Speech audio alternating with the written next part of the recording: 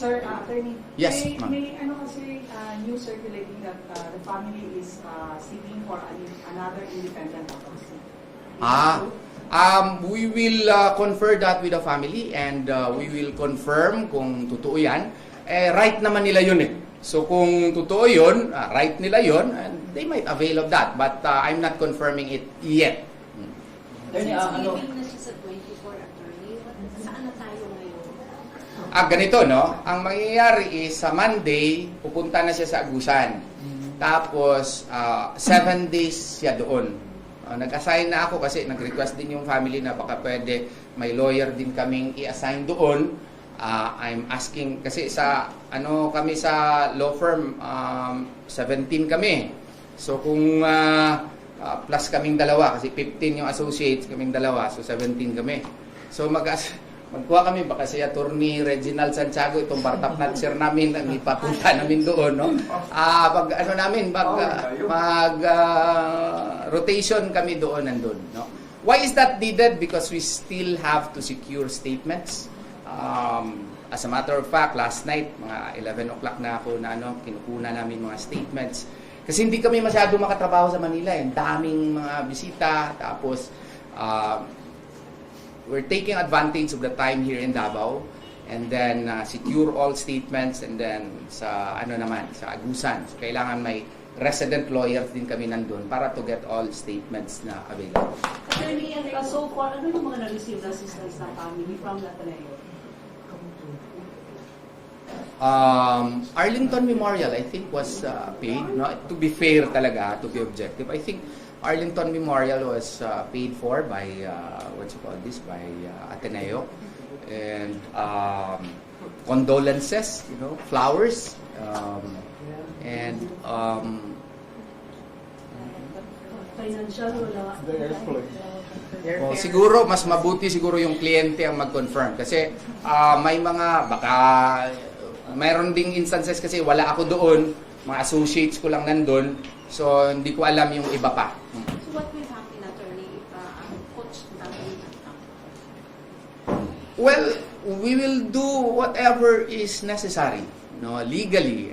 We are coordinating with the CIDG, and if the evidence warrants, we file cases. Attorney, follow up dun sa statement you mentioned that you're gathering statement. Kasama na yung family sa nakuha niyo? Of course. Yes, ma'am. Attorney, may nag-release ng statement ang I don't know if it's an ex-wife or wife of Yes. Baldwin. Actually, kaya natagalan ako. Minonitor ko yun kasi importante yun sa aming kaso. So, I don't know. I have yet to check the veracity of it. Hindi naman po pwede na i-accept natin yan hook, line, and sinker. Kaso ito gira ito. Iba yung chismis, iba yung marites, iba yung acceptable in court. So, kaya nga medyo natagalan ako kasi I received that info. So, I had to listen to it and we will verify. If that will stand in court, of course, we will utilize it, but subject for verification. So are you going to, let's say, get her affidavit to fortify your legal That is position? too early yet. We do not know her, as a matter of fact. We have to verify, and then we will vet. And if all of the requisites for a court testimony are met, then I might perhaps send Attorney Reginald Santiago to, Canada ba yun?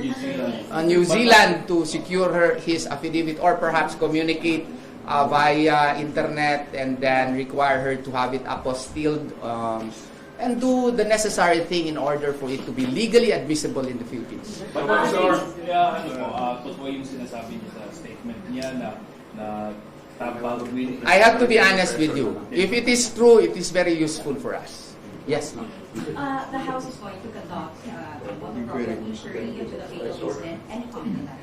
Well, that is good. That is a welcome development also. But I hope the Senate will so conduct likewise. No, not because we trust the Senate more, but mas maganda kasi yung sa Senado kasi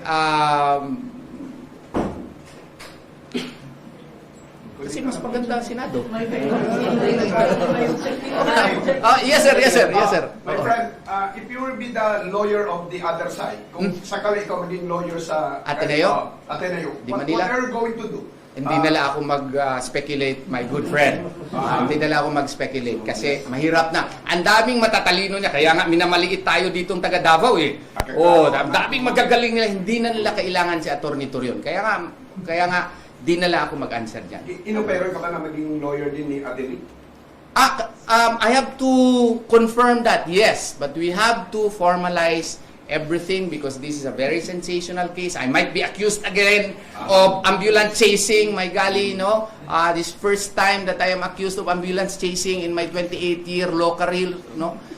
So we have to specify everything, discuss it with the family, and sign documents. Kasi, chances of winning against the, Only Allah subhanahu wa ta'ala knows that, but so far so good. Actually, the PNP CIDG identified 2 persons of interest. Do you know them? No idea yet, but I have an inkling, but I will not tell you. So no coordination with the authorities again dun sa investigation? We are coordinating. And as a matter of fact, we are communicating with the chief of CIDG and the one in charge of, the investigation. As a matter of fact, we had a discussion yesterday. But as to the details of which, I cannot reveal. What about Chad? What about Chad? Are there any coordinations with Chad? Chad, yes. I was able to talk to Chairman Gregorio. I think yun yung and It's PSC. PSC pala yun, sa PSC si Undersecretary nagka-meeting kami, USEC ng DepEd and then PSC head and we had a long conversation and the PSC was conducting its own investigation insofar as the coaches are concerned. The CHED likewise is investigating insofar as the school institution itself. And CHED gave a tulong, abuloy sa pamilya. I don't know if the family received it, no? I think they gave 250,000 pesos. Sa PSC pala yung nagbigay.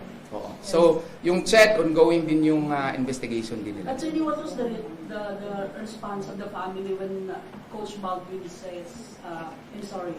I have to say this, yung mother sabi niya, it's not enough.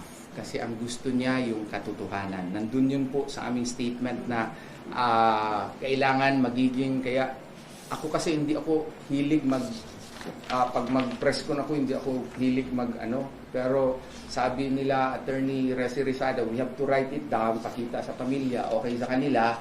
So, para meron talagang basis kami, ang sabi kasi ni ma'am, hindi enough yun. Dapat pinakita ko anong nangyari, sinong nag-utos, yung blow-by-blow account daw kung anong nangyari sa kanyang anak. Oo.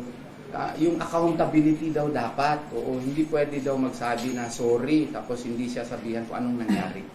Yun yung kanyang Tsaka yung response daw ng Ateneo napakakulang.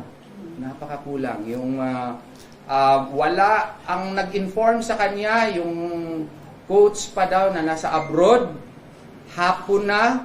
Tapos hindi kumpleto, parang 10 seconds lang. Very sorry, nalunod si Rene. Yun lang. Tapos wala nang tawag for more than 8 hours. Oo.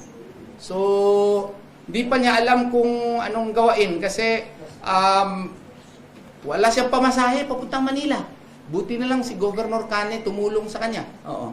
At si Governor Cane ang nag-arrange ng kanilang trip to Manila. Tapos, di pa siya maniwala na patay yung anak niya, August 9 na niya na-confirm. Kasi nandun na yung... June 9 na niya na-confirm. Nandun na yung kanyang relative na nandun sa Arlington Memorial. Video call. Nakita niya yung anak niya, nagtataka siya bakit nagbula-bula pa daw ang baba. Wala limpyo, napay mga balas. Oo. Wala man lang daw ilisi yung anak. Hindi man lang binihisan, no. Basa pa yung suot, no. Yun ang kanyang mga hinanakit ko.